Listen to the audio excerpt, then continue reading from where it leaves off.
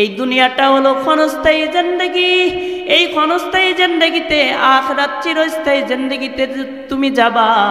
ওই আখিরাতকে সুন্দর করবা, আমার হুকুম পালন করবা, আখিরাত সুন্দর হবে। আমার হুকুম পালন করবা, তোমার জান্নাতটা বড় হবে। আমার হুকুম পালন করবা, তোমার জন্য নাজ নিয়ামত বাড়াইতে থাকবো। জান্নাতের ভিতরে অট্টালিকা বাড়তে থাকবে, বাড়তে থাকবে, ফল ফ্রুট গাছ বাড়তে থাকবে, চাটিয়াল ময়দান।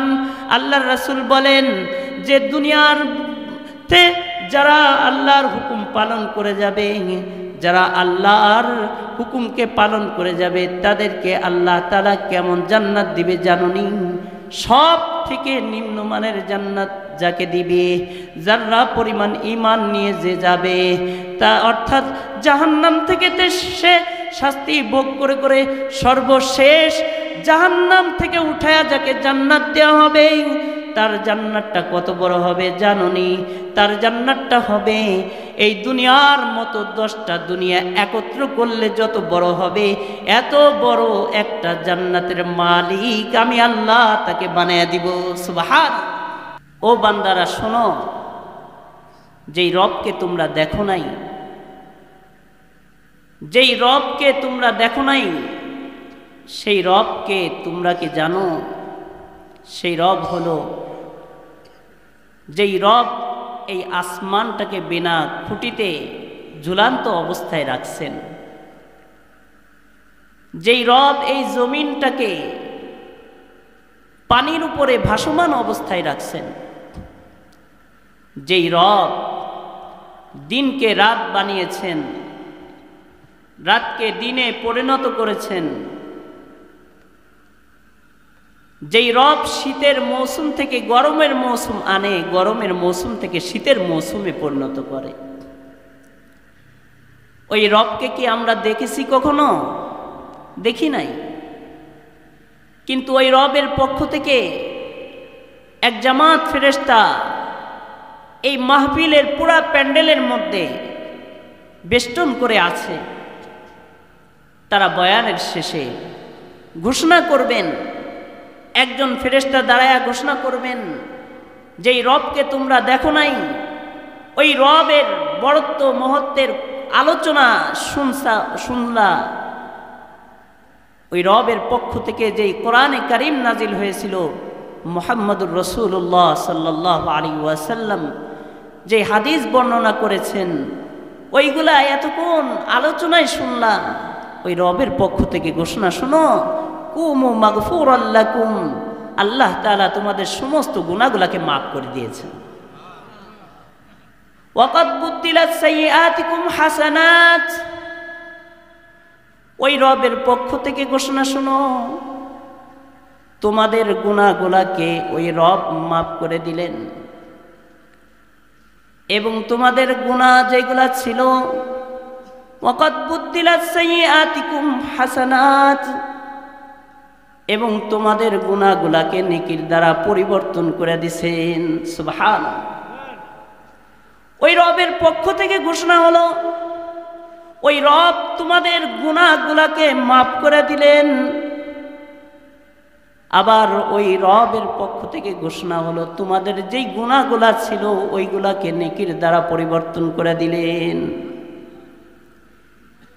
এই জন্য এই মজলিস অনেক দামি একটা মজলিস। এটা নেককারদের মজলিস, ওয়ারাসাতুল আম্বিয়া উলামায়ে কেরামগণের মজলিস, মাদ্রাসা, এটা তলাবায়ে ইলজাম। ফেরেশতারা যাদের পায়ের নিচে পাখা বিছায়া দেয় এমন একটা ময়দানের মজলিস। এই জন্য মুহতারাম হাজিরিন, হযরতে মূসা আলাইহিস সালাতু ওয়াস সালাম, হযরতে মূসা আলাইহিস সালাতু ওয়াস সালামের জামানায় আমরা জানি যে মূসা আলাইহিস সালাতু ওয়াস সালাম আল্লাহ তাআলার সাথে কথা বলতেন। মূসা পয়গম্বর আল্লাহর সাথে কথা বলতেন তুর পর্বতে যায়। তো মূসা আলাইহিস সালাতু ওয়াস সালাম আল্লাহর সাথে কথা বলতেন, এই জন্য তিনাকে বলা হয় কালিমুল্লাহ, আল্লাহর সাথে কথা বলনেওয়ালা। তো মূসা আলাইহিস সালাতু ওয়াস সালাম আল্লাহর সাথে কথা বলতেছেন। আল্লাহ তাআলা মূসা আলাইহিস সালাতু ওয়াস সালামকে বললেন, হে মূসা,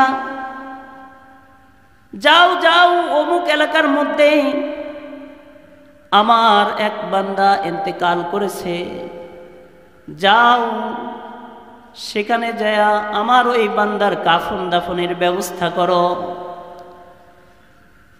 মূসা আলাইহিস সালাতু ওয়াস সালাম আল্লাহ তাআলার নির্দেশ পেয়ে তিনি চলে গেলেন। যে ওই এলাকায়, যে এলাকার নির্দেশ আল্লাহ তাআলা দিয়ে দিলেন, ওই এলাকায় যায় লোকদের কাছে জিজ্ঞাসা করে, এখানে কি কেউ মারা গেছে, কেরো কি ইন্তেকাল হয়েছে? লোকেরা বলে, হ্যাঁ অমুকের ইন্তেকাল হয়েছে। মূসা আলাইহিস সালাতু ওয়াস সালাম সেখানে চলে গেলেন, তার বাড়িতে যায় তাকে গোসল দিলেন, কাফন দাফনের ব্যবস্থা করলেন, নিজ হাতে গোসল দিলেন, কাফন পরাইলেন, জানাজা হলো, দাফন হলো। মূসা আলাইহিস সালাতু ওয়াস সালাম এলাকার লোকদেরকে জিজ্ঞাসা করতেছে যে, ভাই এই লোকটা কেমন ছিল? এলাকার লোকেরা বলে যে এই লোকটা তো সমাজের মধ্যে অত্যন্ত বদকার, ঘৃণিত ছিল, সমাজের মানুষ তাকে দেখতে পারত না,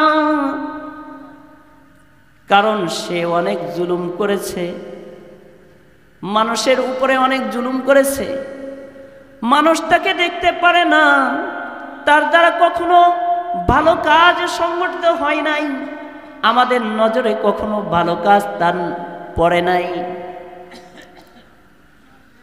মূসা আলাইহিস সালাতু ওয়াস সালাম এলাকার লোকদের কাছ থেকে এই কথা শুনে নিজের কাছে খারাপ লাগলো এবং তিনি চিন্তা করলেন, একজন বদকারের কাফন দাফনের জন্য স্বয়ং আল্লাহ আমাকে পাঠাইলেন, এ কেমন? মূসা আলাইহিস সালাতু ওয়াস সালাম মনে মনে ইরাদা করলেন, আল্লাহর সাথে পরবর্তী দিদার যখন আমার হবে, তখন আমি আল্লাহকে জিজ্ঞাসা করব, আল্লাহ আপনার এক নাফরমান বান্দার কাফন দাফনের জন্য আমাকে কেন পাঠাইলেন? মূসা আলাইহিস সালাতু ওয়াস সালাম পরবর্তীতে যখন আল্লাহর সাথে সাক্ষাৎ হয়, আল্লাহ তাআলাকে জিজ্ঞাসা করেন, আল্লাহ আমাকে ওই ব্যক্তির কাফন দাফনের জন্য পাঠাইলেন, কিন্তু এলাকার মানুষ তাকে বদকার হিসেবে জানে, এলাকায় সমাজের মধ্যে সে একজন ঘৃণিত ব্যক্তি ছিল, এমন একজন ঘৃণিত সমাজে ঘৃণিত ব্যক্তির জানাজা কাফন দাফনের জন্য আমাকে কেন পাঠাইলেন? আল্লাহ তাআলা বলেন, মূসা আমিও জানি যে এলাকার মানুষের কাছে সে বদকার, সে নেককার নয়, এলাকার মানুষের কাছে সে গ্রহণযোগ্য কোনো ব্যক্তি নয়,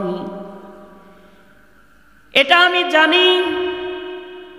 আর আমি জানি এটা যে এলাকার মানুষ তার কাফন দাফনে আগিয়ে আসবে না, এই জন্য আমি তোমাকে স্বয়ং আমি আল্লাহ তোমাকে তার কাফন দাফনের জন্য পাঠিয়েছি।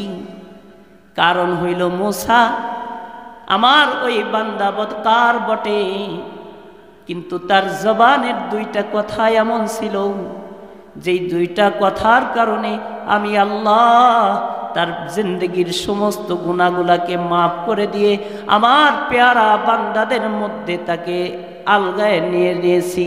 সুবহানাল্লাহ। এটা দুনিয়ার মানুষ জানে না, এটা আমার সাথে বান্দার সাথে সম্পর্ক ছিল। মূসা ওই দুইটা কথা কি জানো? একটা হলো সে বলতো, আয় আল্লাহ আমি বদকার, কিন্তু আমি বদকারকে ঘৃণা করি। আয় আল্লাহ আমি নেককার নয়, কিন্তু নেককারকে আমি মহব্বত করি, ভালোবাসি। আয় আল্লাহ আমি বদকার, কিন্তু আমি বদকারকে ঘৃণা করি, আমি নেককার নই, আমার দ্বারা কোনো নেকির কাজ হয় না। সমাজের মানুষ আমাকে বদকার হিসেবে চেনে, কিন্তু আল্লাহ আমি নেককারকে অত্যন্ত মহব্বত করি, ভালোবাসি।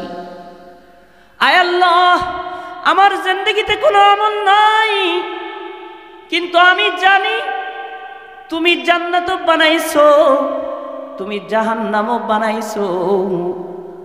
তোমার এই গুনাহগার বান্দাকে দিয়া যদি তুমি জাহান্নামে দাও, তাহলে তোমার কোনো লাভ নাই। আবার তুমি যদি এই বান্দাটাকে ধৈরা জান্নাতের মধ্যে দিয়ে দাও, এতেও তোমার কোনো নুকসান নাই, ক্ষতি নাই। আয় আল্লাহ আমি তোমার জাহান্নামকে ভয় করি, আমাকে ওই জাহান্নামের মধ্যে ফেলায়ও না। তোমার রহমান রহিম গফফার গফুর নামের উসিলা হলেও আয় আল্লাহ আমাকে ওই জান্নাতের মধ্যে আমাকে ফেলে দিও। সুবহানাল্লাহ। তা মূসা সে বদকার কিন্তু নেককারকে মহব্বত করে, যেহেতু নেককার বান্দারা আমার একান্ত বান্দা, আমি নেককারদেরকে মহব্বত করি, এই জন্য সে নেককারদেরকে মহব্বত করে, ভালোবাসে। আমার একটা সিফাত, আমি মহব্বত করি, সমস্ত মাখলুককে মহব্বত করি, বিশেষ করে খাস করে আমি নেককার বান্দাদেরকে মহব্বত করি, ভালোবাসি। এই গুণটা যেহেতু ওই বান্দার ভিতরে পেয়েছি, এই জন্য আমি আল্লাহ তাকে মাফ করে দিয়েছি। সুবহানাল্লাহ। এই জন্য মুহতারাম হাজিরিন, নেককারদেরকে মহব্বত করা ভালোবাসা, উলামা ইকরামদেরকে মহব্বত করা ভালোবাসা, তালিবুল ইলমদেরকে মহব্বত করা ভালোবাসা, হয়তো এর উসিলাতে আমার নাজাতের ব্যবস্থা হয়ে যেতে পারে। যদি একজন বদকার, তার আমল নামাই নাকি নাই, নেককারকে মহব্বত করার কারণে আল্লাহ যদি তাকে মাফ করে দিতে পারেন। আর আমি তো একজন ইমানদার, যতটুকু পারি নামাজ পড়ি, আল্লাহর হুকুম পালন করার চেষ্টা করি, যতটুকু পারি দান সদকা করি, যতটুকু পারি উলামা ইকরামকে মহব্বত করি, ভালোবাসি। এরপরেও আমি যদি কিছু কিছু গুণ আমার ভিতরে ভালো গুণ নিয়ে আসতে পারি, তাহলে এর উসিলাই হয়তো আল্লাহ আমাকে নাজাত দিয়ে দিবেন, মাফ করে দিবেন, জান্নাতি বান্দাদের লিস্টের মধ্যে আমার নামটাও ঢুকে যেতে পারে। সুবহানাল্লাহ। মূসা আমার বান্দার আরেকটা গুণ হলো, সে আমার জাহান্নামকে ভয় করে, জান্নাতের আশা রাখে, জান্নাতের আশা রাখে, জাহান্নামকে ভয় করে। যেহেতু সে জাহান্নামকে ভয় করে, জান্নাতের আশা রাখে, ওই জান্নাতটা কেমন সে কখনো দেখে নাই। মূসা আমি জাহান্নামের ভয় তার দিলের মধ্যে থাকার কারণে সে যেহেতু আমার সাথে কথোপকথন করছে, আল্লাহ এই জাহান্নামের মধ্যে আমাকে দিও না, তোমার এই জাহান্নামকে আমি অত্যন্ত ভয় করি। আর এই জাহান্নামের মধ্যে যদি তুমি দাও, তাহলে তোমার কোনো লাভ নাই। তোমার জান্নাতের মধ্যে যদি আমি গুনাহগারকে যদি দিয়ে দাও, তাহলে তোমার কোনো লোকসান নাই, ক্ষতি নাই। আমার ওই বান্দার জবানের এই কথাটা আমার কাছে ভালো লাগছে, কারণ সে আমার জাহান্নামকে ভয় করে। এই জন্য আমি তাকে মাফ করে দিয়ে জাহান্নামের দফতর থেকে তার নাম কাইটা জান্নাতের লিস্টের মধ্যে তার নামটা ঢুকিয়ে দিয়েছি। সুবহানাল্লাহ। এই জন্য আমার আপনার নবী মুহাম্মদুর রাসূলুল্লাহ সাল্লাল্লাহু আলাইহি ওয়াসাল্লাম বলেন, সকাল এবং সন্ধ্যায় কোনো ব্যক্তি যদি আল্লাহুম্মা আজিরনি মিনান নার, আল্লাহুম্মা আজিরনি মিনান নার, আল্লাহুম্মা আজিরনি মিনান নার 7 বার পড়ে নেয়, যে ব্যক্তি সকালবেলা 7 বার পড়ে নিল ফজরের পরে, সূর্য ডুবার আগে তার যদি মওত হয়ে যায়, আল্লাহ তাআলা তার নামটাও জাহান্নামের দফতর থেকে কাটা জান্নাতি নামের লিস্টের মধ্যে তুলে নেয়। সুবহানাল্লাহ। তাকে জান্নাতের বাসিন্দা বলে ঘোষণা দেওয়া হয়। মাগরিবের নামাজের পরেও যদি আল্লাহুম্মা আজিরনি মিনান নার, আল্লাহুম্মা আজিরনি মিনান নার কোনো বান্দা যদি 7 বার পড়ে নেয়, ফজরের আগে যদি তার মওত হয়ে যায়, এই মওত হওয়ার কারণে সে যে আল্লাহর কাছে সন্ধ্যার সময় 7 বার জাহান্নাম থেকে পানা চেয়েছে, আল্লাহুম্মা আজিরনি মিনান নার, আয় আল্লাহ আমি আপনার জাহান্নাম থেকে পানা চাই, পানা চাই, আয় আল্লাহ আমি আপনার জাহান্নাম থেকে পানা চাই। এইভাবে 7 বার যখন মাগরিবের সময় আল্লাহর বান্দা আল্লাহকে ভয় করে কারোর সাথে কথাবার্তা না বলে, পয়গম্বর বলেন যদি বসে নামাজ শেষ করে যদি কেউ এই আল্লাহুম্মা আজিরনি মিনান নার জাহান্নাম থেকে বাঁচার জন্য আল্লাহর কাছে জাহান্নাম থেকে পানা চাই, তাহলে ফজরের আগে যদি তার মওত হয়ে যায়, তাহলে তার নামটা জাহান্নাম থেকে কাটা তার নামটা জান্নাতি বান্দাদের লিস্টিতে চলে যায়। সুবহানাল্লাহ। এজন্য মুহতারাম হাজিরিন, দুনিয়া ক্ষণস্থায়ীর জিন্দেগি, আখিরাত চিরস্থায়ীর জিন্দেগি। দুনিয়াটা এটা একটা এমন জিন্দেগি যেখানে চিরস্থায়ী আমরা থাকতে পারবো না। আমাদের পূর্বপুরুষ যারা সবাই চলে গেছে। দুনিয়াতে আসার একটা সিরিয়াল আছে, কিন্তু যাওয়ার কোনো সিরিয়াল নাই। এটা আমাকে আপনাকে বুঝতে হবে, দিলের মধ্যে এই কথাটা গেঁথে নিতে হবে যে আমাকে একদিন চলে যেতে হবে। আমার আসল স্থায়ী ঠিকানা জান্নাত, ওই জান্নাতে আমাকে একদিন যেতেই হবে। আমি আপনি যদি আল্লাহর নাফরমানি করি, এতে আল্লাহর কোনো ক্ষতি হবে না। আল্লাহর 1 পয়সা 1 জাররা পরিমাণও কোনো সমস্যা হবে না। সমস্ত দুনিয়ার মাখলুক যদি আল্লাহর নাফরমানি করে, এরপরেও আল্লাহর কোনো কিঞ্চিত পরিমাণও কোনো নুকসান হবে না, ক্ষতি হবে না। কিন্তু ক্ষতিটা হবে আমাদের, কারণ অস্থায়ী জিন্দেগিতে আমি আল্লাহর নাফরমানি করব, স্থায়ী জিন্দেগি জান্নাতকে আমি বরবাদ করব। কারণ আল্লাহ রহমান, আল্লাহর একটা গুণ রহমান, আল্লাহর একটা গুণ রহিম, আল্লাহর একটা গুণ সত্তার, আল্লাহর একটা গুণ গফফার, আল্লাহর একটা গুণ মালিক, তিনি আমাদের মালিক। আল্লাহর একটা গুণ তিনি রাজ্জাক, রিজিক দেনেওয়ালা। আল্লাহর একটা গুণ তিনি খালেক, সৃষ্টি করনেওয়ালা। দুনিয়াটাকে সৃষ্টি করছেন, দুনিয়াটাকে সুন্দর করে আল্লাহ তাআলা সৃষ্টি করে দিয়েছেন, কিন্তু এই দুনিয়াটাকে এত সুন্দর করে সাজিয়েছেন একমাত্র মানুষের জন্য। বান্দা দুনিয়াতে আসবে, দুনিয়াতে থাকবে, দুনিয়াতে থাকার জন্য তার জন্য যা কিছু প্রয়োজন সব কিছুর ব্যবস্থাপনা আল্লাহ তাআলা করে দিয়েছেন। ও ভাই, জমিনকে আল্লাহ তাআলা এমনভাবে আমাদের জন্য এমনভাবে তৈরি করে দিয়েছেন, জমিন থেকে শস্যাদি উৎপাদন হইতেছে, আমাদের রিজিক জমিন থেকে উৎপাদন হইতেছে।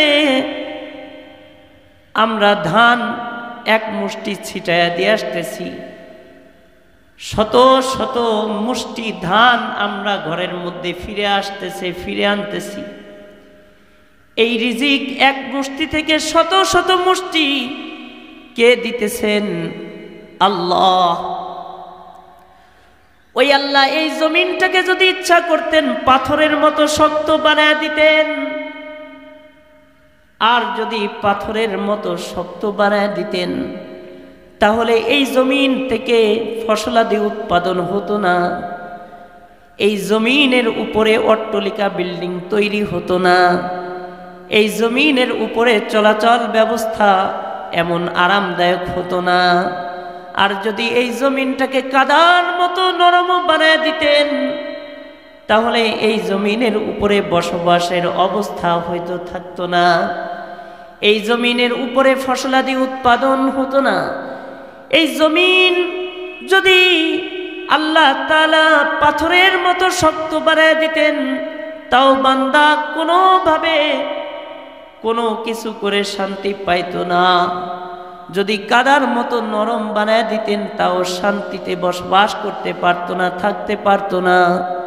কিন্তু আল্লাহ তাআলা বান্দার জন্য এমন উপযুক্ত বানিয়ে দিয়েছেন যে কাদার মতো নরম নয়, পাথরের মতো শক্ত নয়। যেমন উপযুক্ত জমিনটাকে আল্লাহ তাআলা তেমনি বানিয়ে দিয়েছেন। ও বান্দা, এবার জমিনের উপরে তোমরা চলো, জমিনের উপরে অট্টালিকা তৈরি করো, জমিনের উপরে তোমরা ফসলাদি উৎপাদন করো, জমিনের উপরে যা মন চাই তাই করো। জমিন কখনো তোমাদেরকে না করবে না, না করবে না। আমি জমিনকে যেই হুকুম দিয়ে রাখছি, সেই হুকুম মোতাবেক কিয়ামত পর্যন্ত থাকবে। আসমানটাকে যে অবস্থায় আমি আল্লাহ নির্দেশ দিয়ে রাখছি, ওই আসমানটা ওইভাবেই থাকবে। সূর্যটাকে যেই নির্দেশ দিয়ে রাখছি, আলো দিতে আলো দিবে, গোটা দুনিয়াটাকে আলোকিত করে দিবে। আর সূর্যটাকে আমি যেই হুকুম দিয়ে রাখছি, তুমি ডুবে যাও, গোটা দুনিয়াটা অন্ধকার হয়ে যাবে। দিনের বেলায় তোমরা কাজকর্ম করবা, ক্লান্ত হয়ে পড়বা, আর রাতের বেলা অন্ধকার করে দিলাম, ঠান্ডা করে দিলাম। তোমরা এই রাতের বেলা বিশ্রাম নিবা, সারা দিনের ক্লান্ত তোমাদের দূর হয়ে যাবে। আল্লাহু আকবার। আল্লাহ কেমন বানানেওয়ালা, আল্লাহু খালিকুন, আল্লাহ এমন সৃষ্টি করনেওয়ালা যেমন বান্দার জন্য মুআফিক, বান্দার যেন কোনো নুকসান না আসে, বান্দার যেন কোনো সমস্যা না হয়। 70-80 বছরের জিন্দেগিটা যেন বান্দা তুমি সুন্দরভাবে জীবনযাপন করতে পারো, সেই উপযুক্ত বানায়া আমি আল্লাহ তোমাকে দুনিয়াতে পাঠিয়েছি। তোমাকে পাঠানোর আগে আমি আল্লাহ এই আসমান জমিন, চন্দ্র সূর্য, গাছপালা, তরুলতা, ফসলাদি সব কিছুকে আমি আল্লাহ আমার কুন ফায়াকুনের মাধ্যমে সব ব্যবস্থা করে রাখছি। সুবহানাল্লাহ।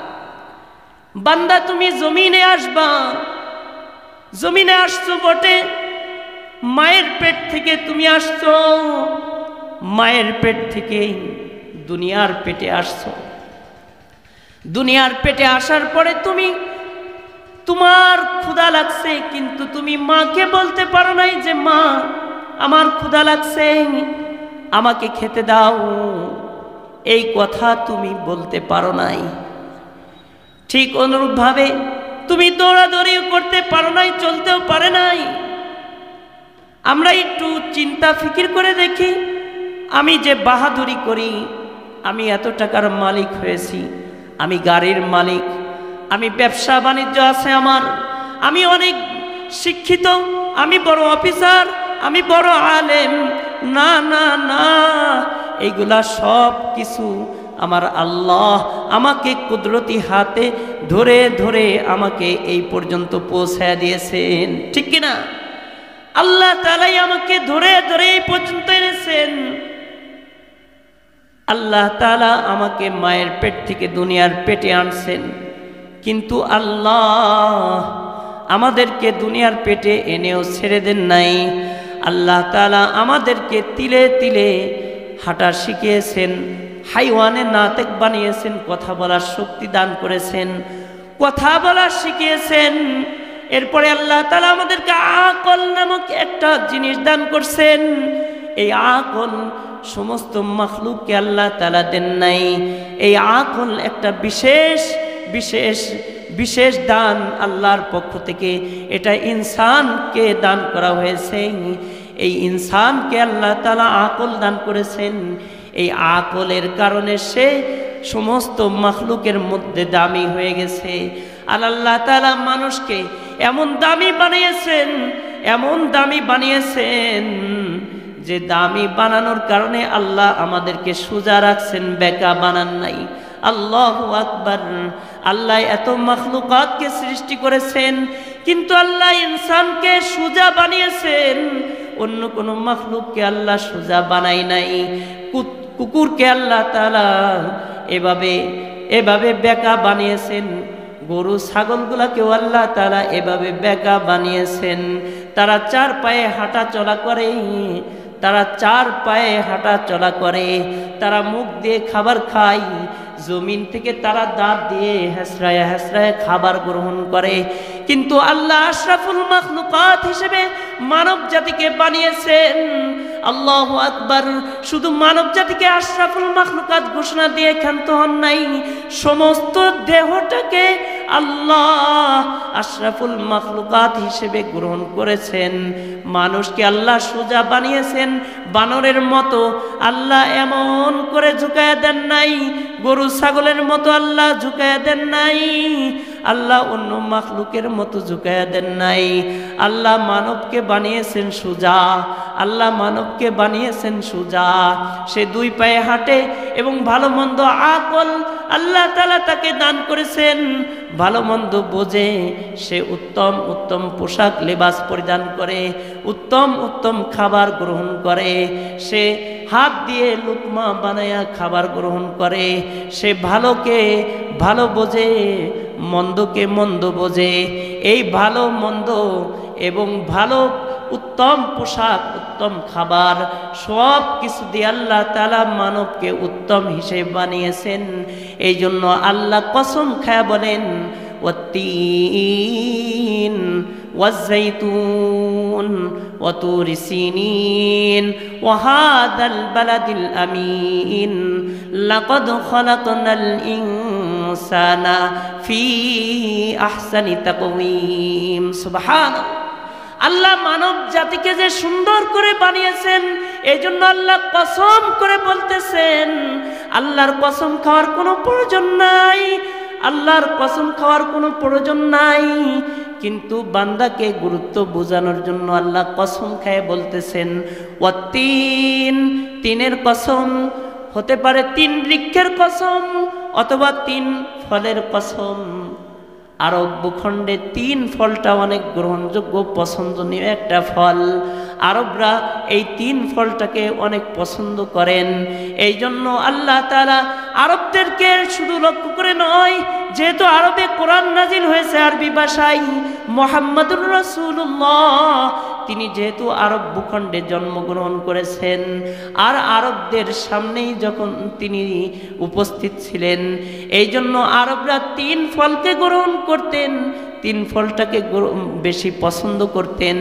এই জন্য আল্লাহ তাআলা তিন ফলের কসম খেয়ে বলেন, অথবা তিন ফলের গাছের কসম খেয়ে বলেন, ওয়াত্তিন ওয়াজ্জাইতুন, জাইতুন বৃক্ষের কসম। জাইতুন একটা ফল, এই জাইতুন তেল আছে, এই তেলটা এমন তেল যে তেলটা খেলে পেটের সমস্ত রোগ দূর হয়। সুবহানাল্লাহ। তিন ফলটাও শেফা, তিন জাইতুন ফলটাও শেফা, এবং জাইতুন তেল আছে, এই জাইতুন তেলটা এমন তেল যেটা আল্লাহ রাসূল সাল্লাল্লাহু আলাইহি ওয়াসাল্লাম খাইতেন, পছন্দ করতেন। আল্লাহ রাসূল সাল্লাল্লাহু আলাইহি ওয়াসাল্লাম জাইতুন তেল রুটি দিয়া এভাবে খাইতেন। এটা যেমন এমনি কাঁচা তেল, এই কাঁচা তেলটাকে আল্লাহ রাসূল রুটি দিয়া এভাবে খাইতেন। আরবরাও এভাবেই খায়। আরবের প্রধান খাদ্য হলো রুটি, এই জন্য তারা জাইতুন তেল দিয়ে রুটি খায়।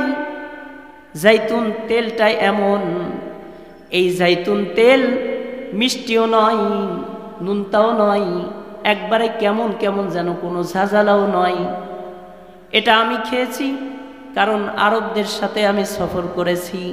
প্রথম সফর আমি যখন করি দিনাজপুরে, আমি আরব জামাত নিয়ে যখন গেছি, দিনাজপুরে যাওয়ার পরে সকালবেলায় নামছি, রুটি দোকান থেকে পাউরুটি কিনে নিয়ে আসছি, সকালের নাস্তা করব আমরা। আরব মেহমানরা একটা পেয়ালার মধ্যে, একটা পাত্রের মধ্যে মধু রাখছে, আরেকটা পাত্রের মধ্যে জৈতুন তেল রাখছে, আর কিছু শুকনা খাবার রাখছে। এরপরে যখন আমরা তো বাঙালি, আমরা জানি না এটা কি, এরপরে যখন দেখি তারা প্রথমেই জৈতুন তেলের মধ্যে বিসমিল্লাহ করে খাওয়া শুরু করছে, আমরাও তাদের সাথে বিসমিল্লাহ করে খাওয়া শুরু করছি। এখন জৈতুন তেল যখন আমি গালে নিছি, নেওয়ার সাথে দেখি যে এটা তো মিষ্টি নয়, নুনটাও নাই, ঝাঁঝালো নয়। এটা কি, জীবনে কখনো খাই নাই, দেখি নাই, নামও শুনি নাই। আমি মনে করছিলাম মধু, এখন দেই মধু তো মিষ্টি হয়, এটা তো মিষ্টি না। এরপরে আমি জিজ্ঞাসা করলাম আরবদের শায়েখদের কাছে, মা হাদা শাইখ, ইয়া শায়েখ, শায়েখকে বললাম যে এটা কি? তো শায়েখ বলতেছে হাদা জাইত, এটা হলো জাইত, এটা জৈতুন তেল। তখনও আমি বুঝতে পারি নাই এটা জৈতুন তেল সে কি। এরপরে তিনি বলে যে ওয়াত্তিন ওয়াজ্জাইতুন হাদা জাইত, সুবহানাল্লাহ। তখন আমার লোমগুলা খাড়ায় গেল, পশমগুলা খাড়ায় গেল। তারা কথায় কথায় দলিল দেয় কোরআন থেকে আর আল্লাহর রাসূলের হাদিস থেকে কথা বলে। আরবরা যখন আমি বুঝতেছি না, তখন তিনি বলতেছেন ওয়াত্তিন ওয়াজ্জাইতুন হাদা জাইত, কোরআন দিয়ে বুঝায় দিল। তখন আমি, আমার পশমগুলা দাঁড়ায় গেল। আল্লাহ, কখনোই আমি জৈতুন তেল দেখি নাই, জৈতুন গাছ দেখি নাই, জৈতুন ফল দেখি নাই। তাফসীরের কিতাবের মধ্যে পড়েছি, কিন্তু কখনো দেখি নাই। ওই আরব শায়েখ বলতেছে এটা হলো 3 ফল, হাদা 3, এটা হলো 3 ফল, আর এটা হলো জৈতুন তেল, আর এটা হলো জৈতুন ফল। সব খাবার তাদের সাথেই আরব থেকেই নিয়ে আসছে। তারা সর্বদা এই সমস্ত খাবারগুলা সর্বদা তাদের সাথেই রাখে, সফরে সবসময় এইগুলা রাখে। তারা এই জন্য এই 3 ফলটাকেও পছন্দ করেন, জৈতুন ফলটাকেও পছন্দ করেন, জৈতুন তেলটাও পছন্দ করেন। আর জৈতুন তেলটা এমন যে কাঁচা যদি আপনি ঢকঢক করেও খেয়ে ফেলেন, আপনার পেট খারাপ হবে না। কারণ আমি এই তেল খেয়েছি, কাঁচা তেল খেয়েছি, মধুর মতো নিয়েও খেয়েছি, কখনোই পেট খারাপ হয় নাই। তাদের কখনো পেট খারাপ হয় না, শরীর আরও সুস্থ থাকে। এই জন্য আরবিরা এই তেলটাকে গায়েও মাখে, তরকারিতেও দেয়, আবার নিজেরাও শুধুভাবে খাই, মধুর মতো খাই, এবং এভাবে ঢেলে মধুর মতো খাই, শেফা হিসেবে খাইতে থাকে। সুবহানাল্লাহ। এই জন্য আরবরা অনেক নিয়ামত পেয়েছেন। যাই হোক, তা বলতেছিলাম আল্লাহ তাআলা এই জন্য তারা যেহেতু পছন্দ করেন 3 ফল এবং জৈতুন, এই জন্য আল্লাহ তাদেরকে কসম খেয়ে বলতেছেন ওয়াত্তিন ওয়াজ্জাইতুন ওয়াতুরি সিনিন, এবং তুরি সিন পর্বতের কসম, ওয়াহাদাল বালাদিল আমিন, এবং নিরাপদ শহরের কসম। নিরাপদ শহরটা হইল মক্কা নগরী। মক্কা নগরী হল নিরাপদ শহর। ওই মক্কা নগরীর কসম, যেই মক্কা নগরীর মধ্যে কাফের মুশরিক ঢুকা হারাম। আল্লাহ তাআলা কাফের মুশরিকদেরকে মক্কা নগরীতে ঢুকাকে হারাম করে দিয়েছেন। এই জন্য মক্কা নগরীর মধ্যে কোনো কাফের মুশরিক ঢুকতে পারে না। ওই কাফের মুশরিকরা মক্কা নগরীতে ঢুকতে পারে না, কারণ বাইতুল্লাহ শরীফে এবং হুদুদ একটা সীমানা করা আছে। এই সীমানার দেয়ালে লেখা আছে এখানে কোনো কাফের মুশরিক ঢুকতে পারবে না। এটা হলো নিরাপদ শহর।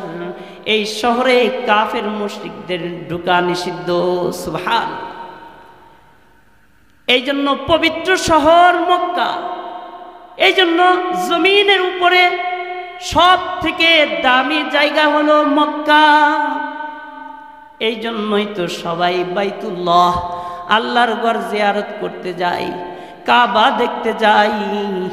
আল্লাহর ঘর যে ব্যক্তি জিয়ারত করতে যায় তার গুনাহগুলোকে আল্লাহ মাফ করে দেন। আর ওই ঘরের মধ্যে আল্লাহ তাআলা এমন একটা পাথর রাখছেন যেই পাথরটা বান্দার গুনাহগুলোকে চুম্বকের মতো আকর্ষণ করে টেনে নেয়, বান্দাকে পূত পবিত্র করে দেয়। সুবহানাল্লাহ। বান্দাকে পূত পবিত্র করে দেয়। জান্নাতি পাথর হাজরে আসওয়াদ, যেই মক্কার মধ্যে হাজরে আসওয়াদ আছে, যেই মক্কার মধ্যে বাইতুল্লাহ আছে, যেই মক্কা নগরীতে মুহাম্মাদুর রাসূলুল্লাহ সাল্লাল্লাহু আলাইহি ওয়াসাল্লামের জন্ম, যেই মক্কার মধ্যে ইব্রাহিম আলাইহিস সালাতু ওয়াস সালামের হাতে কাবাটাকে নির্মাণ করেছিল, এত বরকতময় জায়গা। এই জন্য আল্লাহ তাআলা এই বরকতময় জায়গারও কসম খেয়ে বলতেছেন, কারণ হইল তারা কাফের মুশরিক বটে। আবু জাহাল, উতবা, সাইবা তারা কাফের, কিন্তু মক্কাকে কাবাকে তারা শ্রদ্ধা করত, কাবাকে তারা পাহারা দিত, কাবাকে তারা সম্মান করত। এই জন্য আল্লাহ তাআলা বলেন, তিনের কসম, তিন বৃক্ষের কসম, জৈতুন বৃক্ষের কসম, তুর পর্বতের কসম, যেই তুর পর্বতে মূসা আলাইহিস সালাতু ওয়াস সালাম আল্লাহর সাথে কথা বলতেন, আল্লাহর সাথে দিদার লাভ করছেন, ওই তুর পর্বতের কসম এবং পূত পবিত্র মক্কার কসম খেয়ে বলতেছেন, লাকাদ খালাকনাল ইনসানা ফি আহসানি তাকওয়িম। আমি আল্লাহ মানুষকে, মানুষের অবয়ব চেহারাটাকে, কাটিংকে সুন্দর করে সৃষ্টি করেছি। সুবহানাল্লাহ। একজন আরেকজনের চেহারার সাথে মিল নাই, একজন আরেকজনের সাথে মিল নাই। এক দেশের মানুষ কালা, আরেক দেশের মানুষ সুন্দর, আরেক দেশের মানুষ শ্যামলা। একই মায়ের গর্ভ থেকে বাচ্চা প্রসব হয়েছে, একজন সাদা, আরেকজন শ্যামলা, আরেকজন কালা, একজন খাটো, আরেকজন লম্বা, ঠিক কিনা?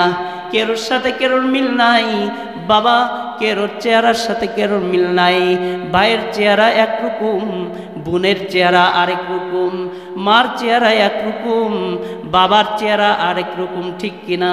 মিল নাই, মিল নাই। কিছু অংশ মিল থাকলেও অধিকাংশ অংশে মিল থাকে না। এটা আল্লাহ তাআলার সৃষ্টি। তিনি খালেক, এমন খালেক, তিনি দুনিয়াতে দেখায় দিতেছেন যে আমি আল্লাহ তোমাদেরকে যে সৃষ্টি করলাম, দেখো তোমার পরিবারের দিকে, তোমার বাবার দিকে তাকায় দেখো, তোমার বাবার চেহারার সাথে তোমার চেহারার মিল নাই, তোমার মায়ের চেহারার সাথে তোমার মিল নাই, তোমার বোনের চেহারার সাথে তোমার কোনো মিল নাই। ও বান্দা, আমি আল্লাহ এমন খালেক, এমন সৃষ্টি করনেওয়ালা যে তোমাকে আমি আল্লাহ এমন সুন্দর করে সৃষ্টি করেছি যে আমি আল্লাহ তোমাকে দামি বানাইলাম। শুধু চেহারার দিক থেকে দামি নয়, তুমি আত্মার দিক থেকেও দামি, তুমি কলবের দিক থেকেও দামি। তোমার চেহারাটাকে আমি এমনভাবে বানাইছি, সুন্দর দুইটা চক্ষু দান করেছি, নাক যেখানে দিলে তোমাকে সুন্দর দেখা যায় সেখানে আমি নাক দিয়ে দিয়েছি, গালটাকেও সুন্দর করে দিয়েছি, ঠোঁটটাকেও সুন্দর করে দিয়েছি। অন্য মাখলুককে আমি যেমনভাবে তৈরি করেছি, তোমাদেরকে আমি আল্লাহ ওই রকম সৃষ্টি করি নাই, তোমাদেরকে ভিন্নভাবে সৃষ্টি করেছি একটা উদ্দেশ্যে। যেই উদ্দেশ্যটা হলো, বান্দা তুমি দুনিয়াতে থেকে যেন আমাকে ভুলে যেও না, আখিরাতকে গুছায় নিয়ে যাও। ওয়ামা খালাকতুল জিন্না ওয়াল ইনসা ইল্লা লিয়াবুদুন। আমি মানব এবং জিন জাতিকে সৃষ্টি করেছি একমাত্র আমার ইবাদত বন্দেগী করার জন্য। ওহে বান্দা, তুমি আমার ইবাদত করবে এটা মনে করো না যে আমার কোনো ফায়দা হইতেছে, না না, আমার ইবাদত করবা, তুমি তোমার জান্নাতকে সুসজ্জিত করবা। সুবহানাল্লাহ। এই দুনিয়াটা হলো ক্ষণস্থায়ী জিন্দেগি, এই ক্ষণস্থায়ী জিন্দেগিতে আখিরাত চিরস্থায়ী জিন্দেগিতে তুমি যাবা। ওই আখিরাতকে সুন্দর করবা, আমার হুকুম পালন করবা, আখিরাত সুন্দর হবে। আমার হুকুম পালন করবা, তোমার জান্নাতটা বড় হবে। আমার হুকুম পালন করবা, তোমার জন্য নাজ ও নিয়ামত বাড়াইতে থাকবো। জান্নাতের ভিতরে অট্টলিকা বাড়তে থাকবে, বাড়তে থাকবে, ফল ফ্রুট গাছ বাড়তে থাকবে, চাটিয়াল ময়দান। আল্লাহর রাসূল বলেন যে দুনিয়ার তে যারা আল্লাহর হুকুম পালন করে যাবে, যারা আল্লাহর হুকুমকে পালন করে যাবে, তাদেরকে আল্লাহ তাআলা কেমন জান্নাত দিবে জানুনি? সব থেকে নিম্নমানের জান্নাত যাকে দিবে, যারা পরিমাণ ঈমান নিয়ে যে যাবে, তা অর্থাৎ জাহান্নাম থেকে সে শাস্তি ভোগ করে করে সর্বশেষ জাহান্নাম থেকে উঠায়া যাকে জান্নাত দেওয়া হবে, তার জান্নাতটা কত বড় হবে জানুনি? তার জান্নাতটা হবে এই দুনিয়ার মতো 10টা দুনিয়া একত্র করলে যত বড় হবে, এত বড় একটা জান্নাতের মালিক আমি আল্লাহ তাকে বানায়া দিব। সুবহানাল্লাহ। সর্বশেষ জান্নাতি যে, তাকে আল্লাহ তাআলা এই দুনিয়ার 10 দুনিয়ার সমান একটা জান্নাতের মালিক বানায়া দিবেন। আর যে ব্যক্তি আল্লাহর হুকুম পালন করবে, সামনে রমজান মাস আসতেছে, রমজানুল মুবারকের রোজাগুলাকে আদায় করে আল্লাহকে খুশি করতে পারবে। হজ ফরজ হলে হজ আদায় করবে, যাকাত ফরজ তো যাকাত আদায় করবে। আল্লাহর হুকুম দৈনিক 5 ওয়াক্ত নামাজ যে ব্যক্তি আদায় করবে, আল্লাহ তার জান্নাতটাকে কত বড় বানিয়ে দিবেন। এই জন্য আল্লাহর কোনো উপকার নয়, আমি আল্লাহর হুকুম পালন করব তো এটা আমার উপকারে আসবে, কারণ আমার জান্নাতটা তত বড় হতে থাকবে, আমার জান্নাতের মধ্যে ফল ফ্রুট গাছ হইতে থাকবে, অট্টালিকা তৈরি হইতে থাকবে, নাজ নিয়ামত বাড়তে থাকবে। আর ওই অনন্ত অসীম কালের জিন্দেগিতে আমি যখন পাড়ি দিব, তখন ওই জিন্দেগিতে যে আমি আরাম আয়েশের জিন্দেগি চিরস্থায়ীভাবে আমি দখল করতে থাকব, চিরস্থায়ীভাবে আমি ওই জান্নাতের বাসিন্দা হয়ে থাকব। সুবহানাল্লাহ। এই জন্য আমরা সবাই জান্নাতে যেতে রাজি আছি কিনা? কে কে রাজি নেই দেখি? ও রাজি নেই আপনারা? হ্যাঁ, সবাই রাজি, মাশাআল্লাহ। আমরা সবাই রাজি। প্রথমে আমি বলেছিলাম জান্নাতের আশা রাখা, জাহান্নাম থেকে আল্লাহর কাছে পানা চাওয়া। এই জন্য জাহান্নাম থেকে পানা চেতে হবে, জান্নাতের আশা রাখতে হবে।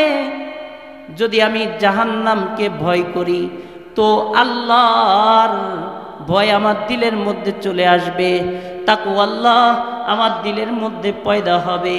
তাকওয়াল্লাহ যখন পয়দা হয়ে যাবে, তখন এই দুনিয়ার নাজ নিয়ামত চাকচিক্য এইগুলা আমাকে স্পর্শ করতে পারবে না।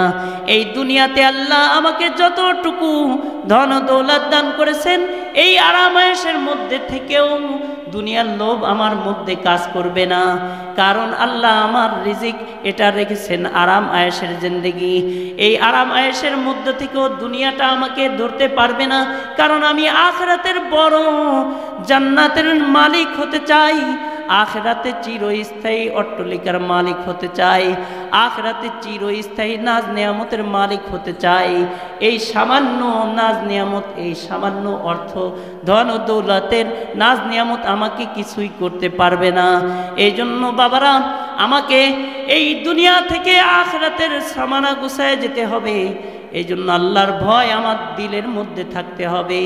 যখন আল্লাহর ভয় আমার দিলের মধ্যে আসবে, তখন আল্লাহর পরিচয়, আল্লাহর ইবাদত বন্দেগী করতে আমার জন্য সহজ হয়ে যাবে, আমার জন্য সব রাস্তা সহজ হয়ে যাবে। এই জন্য হযরতে ওমর ফারুক রাদিয়াল্লাহু তাআলা আনহু জামানার একটা ঘটনা বলি। বাবা, দুনিয়াতে সন্তান তার বাবাকে পরিচয় দেয় না, যার কারণে বৃদ্ধাশ্রম করতে হয়েছে। বৃদ্ধাশ্রমে এরকম রাস্তাঘাটে বুড়া বাবারা মারা বৃদ্ধাশ্রমে কাটাইতেছে, রাস্তাঘাটে পড়া অবস্থায় আছে, তাদের কেউ দেখার নাই, তাদেরকে ধরে ধরে বৃদ্ধাশ্রমে জায়গা দিতেছে। আবার কিছু সন্তান আছে মা বাবাকে পরিচয় দেয় না, মা বাবাকে পরিচয় না দিয়া নিজের বউ বাচ্চাদেরকে নিয়ে আরাম আয়েশের জিন্দেগি কাটাইতেছে। সে এখন বড় অফিসার হয়েছে, মা বাবা মূর্খ মানুষ, মা বাবা কৃষক, মা বাবা রিক্সা চালক, মা বাবা ভ্যান চালক, যার কারণে তাদেরকে পরিচয় দিতে চায় না। সে বড় অফিসার হয়েছে, বড় লোকের মেয়েকে বিবাহ করেছে, এই জন্য মা বাবার পরিচয় দিতে লজ্জাবোধ করে, সমাজে পরিচয় দিতে চায় না। আহা, কিয়ামতের দিন এমন ভয়াবহ অবস্থা থাকবে যেই দিন মা তার সন্তানকে পরিচয় দিবে না, বাবা তার সন্তানকে পরিচয় দিবে না, সন্তান বাবাকে পরিচয় দিবে না, ভাই আপন ভাই ভাইকে পরিচয় দিবে না, বন্ধু বন্ধুকে পরিচয় দিবে না। ইয়াউমা ইয়াফিরুল মারউ মিন আখিহি ওয়া উম্মিহি ওয়া আবিহি ওয়া সাহিবাতিহি ওয়া বানিহি। কিয়ামতের দিন ভাই ভাইকে পরিচয় দিবে না, মা মা সন্তানকে পরিচয় দিবে না, পিতা তার পুত্রকে পরিচয় দিবে না। যেই মা 10 মাস 10 দিন গর্ভে রেখেছিল সন্তানকে, সে মা কিয়ামতের ভয়াবহ অবস্থায় দেখে সন্তানকে বলবে, আমি তো দুনিয়াতে সন্তান ভূমিষ্ঠ করি নাই, আমার তো বিবাহ শাদী হয় নাই, আমার কোনো সন্তান দুনিয়াতে ছিল না। এভাবে মা তার সন্তানকে পরিচয় দিবে না, পিতা পুত্রকে দেখে দূর থেকে পলায়ন করবে, কেউ কাউকে পরিচয় দিবে না। হযরতে ওমর রাদিয়াল্লাহু তাআলা আনহুর খেলাফত আমলে রাউজায়ে আতহারের পাশে মুহাম্মদুর রাসূলুল্লাহ সাল্লাল্লাহু আলাইহি ওয়াসাল্লামের রওজা থেকে একটু দূরে মা এবং সন্তানের মধ্যে ঝগড়া চলতেছে, মা এবং সন্তানের মধ্যে ঝগড়া চলতেছে। এই অবস্থা দেখে লোকজন দৌড়ায় গেল, যে বলতেছে কি হয়েছে কি হয়েছে। মা বলে, এই ছেলেটা আমার পিছু লেগেছে, এই ছেলেটা আমাকে মা বলে জড়ায় ধরতেছে, অথচ এই ছেলেটা কিন্তু আমার সন্তান নয়, দুনিয়ার জমিনে আমার বিবাহ শাদী হয় নাই, আমার বাড়ি অনেক দূর, বহুদূর, আমাকে সেখানে যেতে হবে, দয়া করে আপনারা এই ছেলেটাকে আটকান। খোদার কসম, আল্লাহর কসম, এটা আমার সন্তান নয়, আমার এই দুনিয়ার বুকে বিবাহ শাদী হয় নাই, আমার কোনো সন্তান নাই, এই সন্তানকে আপনারা আটকান, এটা কিন্তু আমার সন্তান নয়। এটা মহিলার বক্তব্য। এরপরে সন্তান বলতেছেন যে, ও মদিনাবাসী শোনো, আমি কোথায় যাব, আমার দুনিয়াতে আর কেউ নাই, এই মা আমার একমাত্র মা, ইনি আমার মা, মা ছাড়া এই দুনিয়াতে আমার আর কেউ নাই, আমার বাড়ি বহুদূর, এখানে যদি আমার মা আমাকে ফেলে চলে যায় তাহলে এখানে আমি কোথায় থাকব, কোথায় খাব, এখানে দেখার মতো আমার কেউ নাই, আমাকে আমার মায়ের সাথে দিয়ে দেন, এটা আমার মা, আমার মার সাথে আমাকে দিয়ে দেন। সন্তান বলতেছে যে এটা আমার মা, আর মা বলতেছে যে না, এটা আমার সন্তান না। সে কসম কেটে বলতেছে যে আল্লাহর কসম, দুনিয়াতে আমার বিবাহ হয় নাই, এই সন্তান আমার না, আমার কোনো সন্তান নাই। তৎকালীন যুগে কাযীউল কুযাত, প্রধান বিচারপতি হযরতে আলী রাদিয়াল্লাহু তাআলা আনহু, বিচারপতি তো তেমনই বিচারপতি, এমন বিচারপতি, এই বিচারপতিকে, ইনি হলেন হযরতে ফাতেমা, আল্লাহর রাসূলের কলিজার টুকরা, হযরতে ফাতেমার স্বামী। হযরতে ফাতেমার স্বামী আলী সাইয়্যিদা শাবাবি আহলিল জান্নাহ, জান্নাতের সর্দার, হাসান হুসাইনের পিতা আলী।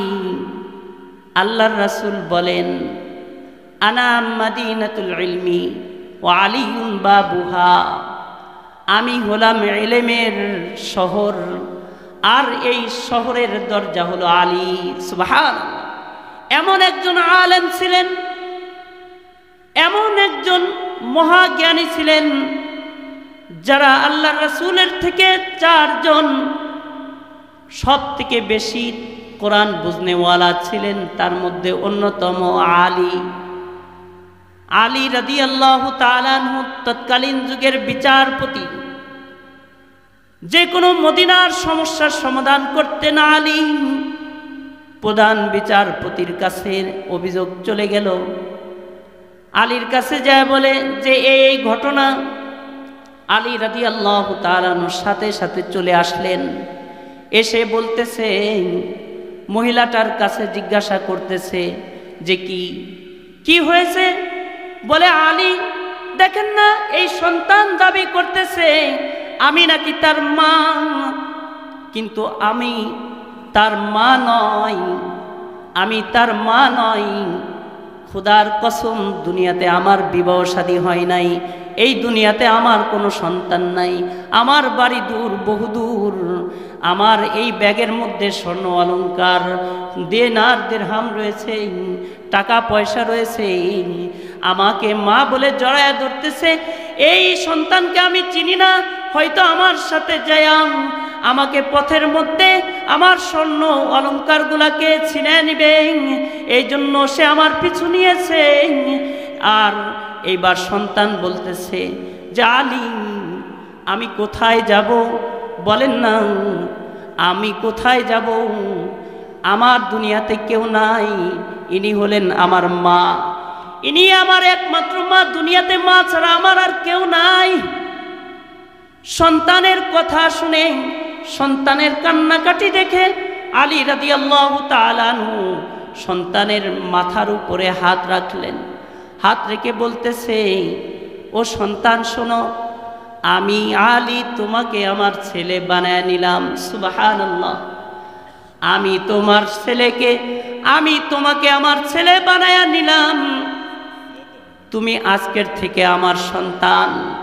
হাসান হুসাইন তোমার ভাই, তুমি আমার বাড়িতে যা রান্না হবে খাইবা, হাসান হুসাইনের সাথে তুমি একসাথে ঘুমাইবা। আমি সাক্ষ্য দিতেছি তুমি আমার আজকে থেকে সন্তান। আর কোনো তোমার অভিযোগ আছে কিনা? সন্তানটাও এমন সন্তান, সে বলতেছে